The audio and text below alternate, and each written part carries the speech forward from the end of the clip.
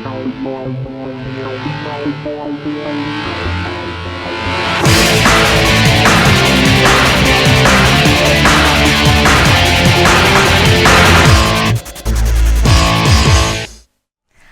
and welcome to BrookesTV News. I'm Isabella Dagata. And I'm Finlay Rose. Oxford is facing changes throughout the city as a new congestion charge scheme has been put in place. I went to learn more about this after hearing what the residents in Oxford had to say. Residents in Oxford are facing major changes after the city introduced a new controversial congestion charge plan. The council put the charge in place last October, meaning drivers who use certain routes from 7 a.m. to 7 p.m. face daily charges unless they qualify for a permit or exemptions. In Oxford's busy city centre, buses, cyclists and pedestrians compete for space on the historic narrow roads. The Oxfordshire County Council introduced a congestion charge, aimed at cutting down traffic, improving air quality and encouraging people to find a more sustainable way of getting round. I went to the Oxford County Hall to meet with the Cabinet Member for Transport Management to hear his thoughts. If you had to sum it up in one thing, it's reducing congestion. And the reasons for that, there are many reasons, but they all come back to that one simple equation. You know, Oxford is a medieval city. We're all very lucky to live and work and study in this beautiful city, you know, but our forebears didn't design it for the kind of demands that we're now placing on it. Supporters say the congestion charge should help emergency services, as its aim is to reduce the amount of cars in the city centre and make the roads less crowded. Critics argue the traffic has just been pushed elsewhere, including the Ring Road, which is creating more traffic in other areas, with some people even reported missing hospital appointments. When we first heard about it, we were really annoyed about it because I quite often drive into town. But actually, a few weeks or a few months on, we were only saying this morning, as we came in on the park and ride, that we thought it was probably a good idea. I loathe it because it's just moved the traffic from one place to the other, and it's just a hassle, really. The idea of the congestion charge was to help with congestion, right? Help with the traffic. That hasn't been the case. The roads here suck. You know, it's supposed to help pay for public transport. Oh, I hate the congestion charge. I just think it's another way for the council to get money out of us. Councillors argue the plan will make Oxford safer, cleaner and more efficient and encourages an increase in use of public transport. It also furthers the plan to make Oxford a cycling city. So whether you see the congestion charge as a solution to traffic and pollution or an additional cost for drivers, it is already changing how the city moves. Isabella Dagata, BrookesTV. Now from congestion charges onto another issue affecting our environment, the sudden rise in fly tipping disturbing rural areas. To find out more, Finlay travelled to Rectory Farm on the outskirts of Oxford to investigate further. Here's what he found. Fly tipping has become a growing concern across Oxfordshire, and here at Rectory Farm in Oxford, the impact is being felt firsthand by the local farming community.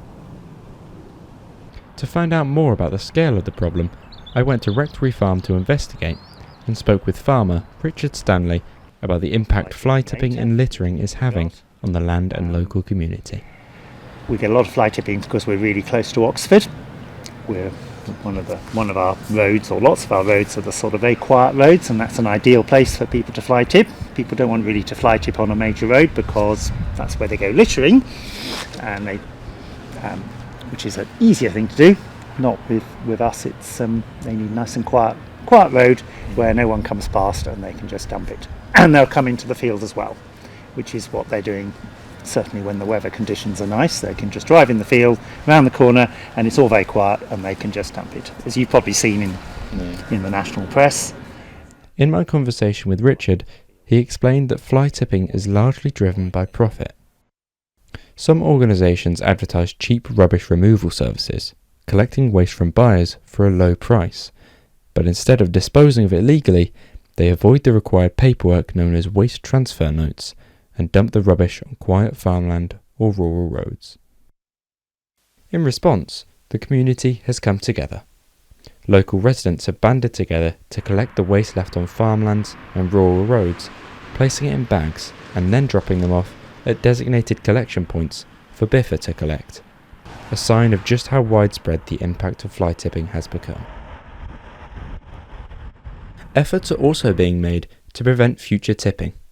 Some landowners have installed spiked fencing and barriers to block access to vulnerable areas. Because while fly tipping may seem like a cheap solution for some, the cost is ultimately paid by the environment, by farmers, and by the community. Finlay Rose, BrookesTV. New research suggests the majority of university students are now using artificial intelligence in their studies. At Oxford Brookes University, the rise in artificial intelligence use is prompting debate over misuse and academic integrity. Here's Sebastian Lobo with more. From typing essays, solving problems, and even generating full paragraphs, artificial intelligence is reshaping how students learn. But its growing role in university work is raising serious questions about academic integrity. AI tools like ChatGPT are now a major part of university life, but as students use it more to help with essays and assignments, questions are being raised about where support ends and where academic misconduct begins. Recent research suggests that artificial intelligence is already widespread across UK universities, with around 92% of students using AI tools in some form. Nearly 88% admit to using AI with assessed coursework, including essays and assignments. And almost 1 in 5 students say they have submitted AI-generated text directly without editing it themselves. To understand how universities are responding, I spoke to the academic integrity lead at Oxford Brookes about how the university prevents the misuse of AI and how reliable those systems really are. AI presents all higher education institutions with a greater challenge than probably they've ever seen before. I believe we can still teach students ethical decision making, which means using AI in a way that doesn't prevent their learning. Academic integrity is so important for universities because it demonstrates students' learning, responsibility for their study, and it gives the value to the degrees that students get. I also spoke to the Oxford Brookes students about how artificial intelligence is used on campus and where they think the line between help and cheating is being crossed. It's been a good tool to be able to help and assist with work, but then also it's too easy to be able to turn it into your own work and just reword it, because turn it in what uni does, they don't really do a good job of actually looking for AI. So I think me personally, it's allowed me to be able to use it, and it's also allowed other students to be able to use it to be able to get around actually doing their own work. Yeah, I do know people that have used AI in the wrong way, in the sense they've used it to actually replace themselves rather than support them. Yeah, it kind of has affected the grade as well, because I think if you just let AI write the whole assignment, it's not going to be accurate. AI is changing how students learn, and universities say there are policies in place, but with detection getting harder, can it ever really be controlled? Sebastian Lobo, BrookesTV. Now, let's move on from the recent rise of artificial intelligence shaping our future to a place rooted firmly in the past. Currently, multiple attractions are being developed and built within Oxford Castle and Prison. Our reporter Paula Soha went to take a closer look. Oxford is known around the world for its historical buildings, famous university, and thousands of tourists visiting the city each year. An upcoming immersive experience hopes to add a creative and modern twist to visitors and locals' experience. Oxford Castle is set for a major expansion, with 4 new attractions being built this year. The development is supposed to boost tourism and support local businesses. Construction has already begun, with developers preparing the sites for major transformation. Planning permission and license have already been secured, with only 6 months left before opening to the public. We were given exclusive access inside part of the site, where early preparations were underway. We were able to film inside the sports bar, where Phil Pike says it will become a social space for visitors once the attraction opens. We're about entertainment. There will be elements of hospitality, in the sense that we're sitting here in a wine bar that you can see the bottles on the wall had 200 different wines. We won't. We'll only serve locally brewed beers, wines and spirits from Oxford and the Cotswolds and creeping into Gloucestershire. But basically, it's all local and sustainable. We asked visitors and locals in the city centre what they thought about the new attractions being built at Oxford Castle and how it could impact their day-to-day life. I think if you have things like the new cafe you've mentioned being developed, it'll really sort of bring more life to the area. I mean, it's in the evenings it's quite quiet around here, but you've got shops, restaurants, so I think it'll make it more interesting, really, a bit more diversity of places to go, things to eat and see and do. And it's so close to the train station, people often walk up the road behind me to go into the city centre, to the shopping centre, but around here, this is more historic and it's more distinctive, I would say. Financial projections suggest that the attraction could draw more than 320,000 visitor experiences in the first year of operation, with a 43% gross profit margin with around £5 million in net cash flow once the attractions are fully operational.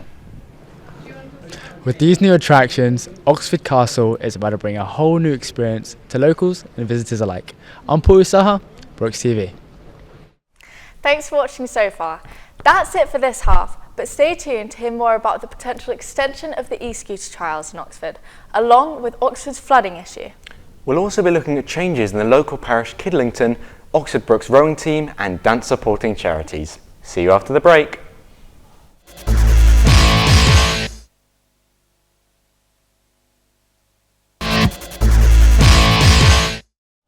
Welcome back. E-scooters have long been a part of Oxford's transport network, offering a cleaner way of getting around.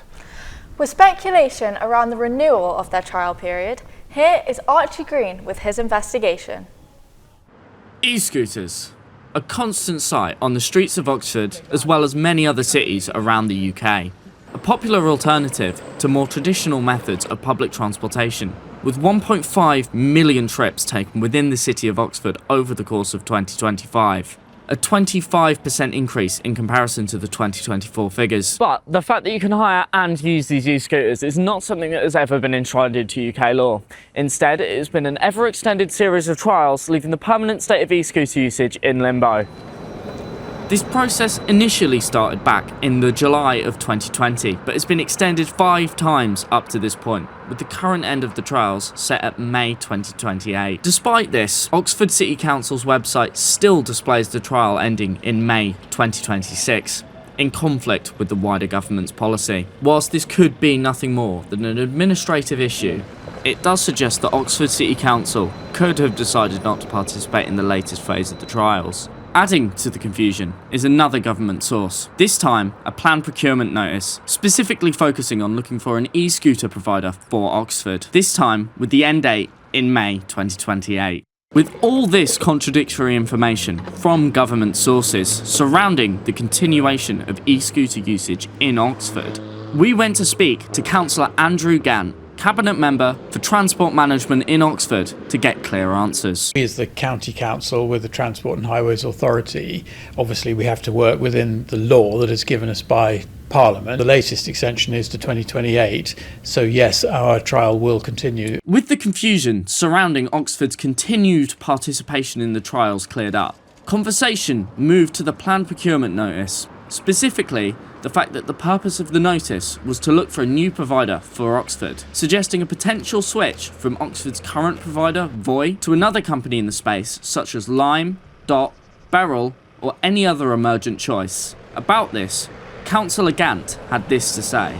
It's entirely open to the companies that already operate in Oxford to apply, and indeed for others. That contract will be awarded in due course. With Oxford's e-scooter escapades confirmed until 2028, residents can be sure that this part of Oxford's diverse transport network will remain for the time being. But whether that be with this provider here, or somebody entirely different, is something only time will tell. Archie Green, BrookesTV News. We now move on to the harsh weather in Oxford, causing widespread disruption and flooding. This flooding is putting businesses in jeopardy and slowing down construction work along floodplains. Here's Martin Andras with more information on the matter.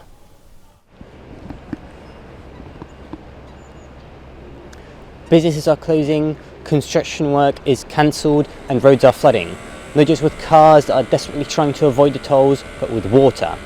All because of recent flooding that is affecting many areas of Oxford in devastating ways. Organisations such as the Oxford County Council have been monitoring these floods, and all across the county, and made calculations to predict the next parts of Oxford to be affected. However, it has been proven difficult to control these floods due to the unpredictable nature of the UK weather patterns. With the upcoming heavy rain, it is getting worse.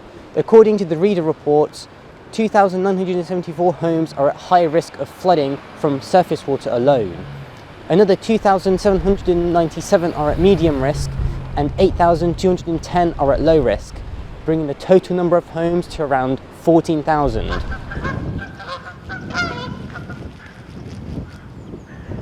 Research from Kursky solicitors also shows that new construction homes are still being built in floodplains simply because it is cheaper than normal land. Residents are urged to move their belongings to safe places such as the second floor and to barricade their homes, especially if you're in the highlighted areas shown earlier. This is Martin Andrus on BrookesTV News. Now, in other local news, Kidlington, once considered a village, has now been officially recognised as a town, marking a significant change for the area. The move could bring new opportunities, but also raises questions about what it means for the council and local residents. Our reporter Noah Montague-Wells went to find out more. For decades, Kidlington has been known as not only one of the largest villages in Oxfordshire, but the largest in the UK. However, recently, that designation has changed.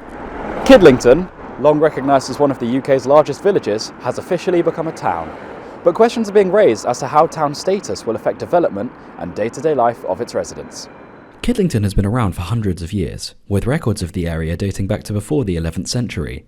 What started as a small rural settlement has grown steadily over time into the large community it is today.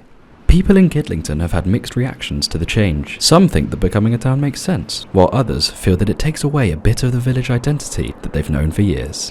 What was Kidlington Parish Council probably won't exist, I don't know, but they'll just build more houses and it will get even more built up around here.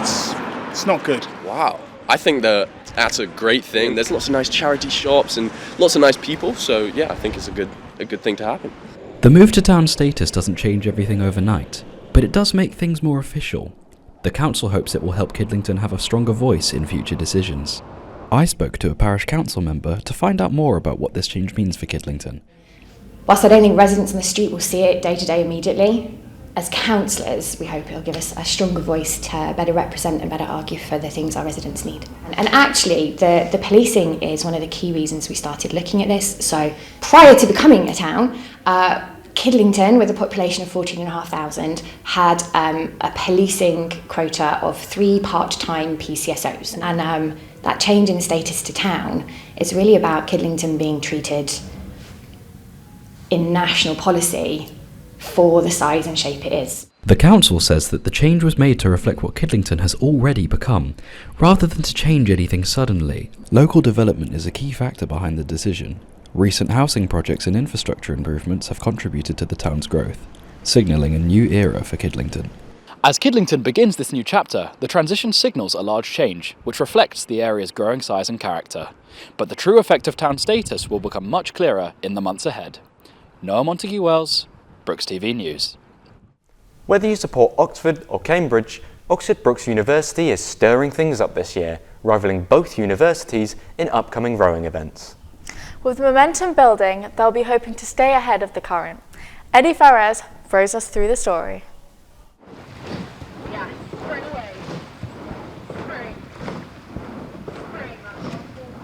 Oxford Brookes University rowing team. Once a shed on the bank of the River Thames, now the most successful university rowing team in Europe. OBUBC has dominated the competition at Eights Head of the River, Bucks Regatta and Henley Royal Regatta. Julian, Carwyn, Richard Hawes, Nico, Oliver Wilkes, Chick. Winning 7 events at Henley in 2023 and 6 in 2024. Often being unfavoured for races, Brookes comes out on top with their underdog attitude, proving to the spectating rowing world that they are the club to beat. Head men's coach Ali Brown shared some thoughts with us. For me, the standout would be the size of the squad. squads, men and women, the backbone of the club, and the competition for seats is absolutely relentless, both from ergo scores, gym training, telemetry. Everyone's fighting for their seats every day. Oh, it's early days, so who knows? We had a couple of good results. Beat Oxford University, that was a special day. We won the Fours Head, beating Leander Club, which was a close race, so that was pretty special, but I think the best is yet to come. Tourist Boat Club is Oxford Brookes alumni group. Whilst on location, Tourist member Ollie Wilkes had come to row with the current students. Even after winning a bronze medal at the Paris Olympic Games, he returned to his roots. Ollie is one of many Oxford Brookes students who has gone on to win medals at the Olympic Games. We look forward to the upcoming racing season and what Brookes has to offer. Eddie Ferris, BrookesTV. A local dance society is making a big impact both on and off stage, combining performance with their support and their community. That's right. Through using dance classes as fundraisers, the group has been raising money and awareness for a range of charities. Our reporter Alva Yeomans has been to find out how dance is helping to make a difference. Students are using their weekly classes to support causes beyond the studio. Alongside having a Charity of the Year, each month the Society partners with a different charity, encouraging members to wear a specific colour and donate what they can. As part of supporting their Charity of the Year, Young Minds, the Society took part in the Hello Yellow campaign, with dancers wearing yellow to show support for young people's mental health, bringing dancers together for a shared purpose. To find out more about this initiative, we spoke to the Society's president. It's important for students to know that it doesn't just have to be a money thing, coming to classes, getting involved, tonight's wear pink. I don't own anything pink, but I'll find something. You don't have to be donating loads of money to get involved. A lot of the charities come back to us and kind of give detail of how much we've helped. So I think knowing that we have made a difference, not only in the general society, but kind of like nationwide.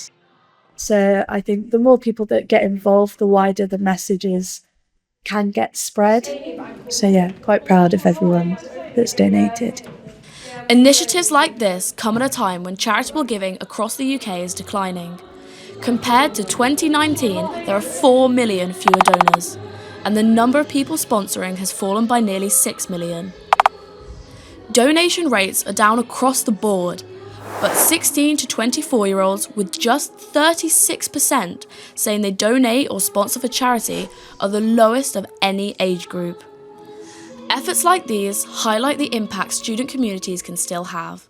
By combining dance with fundraising, the Society is not only doing what they love, but supporting important causes in a time where it's needed the most.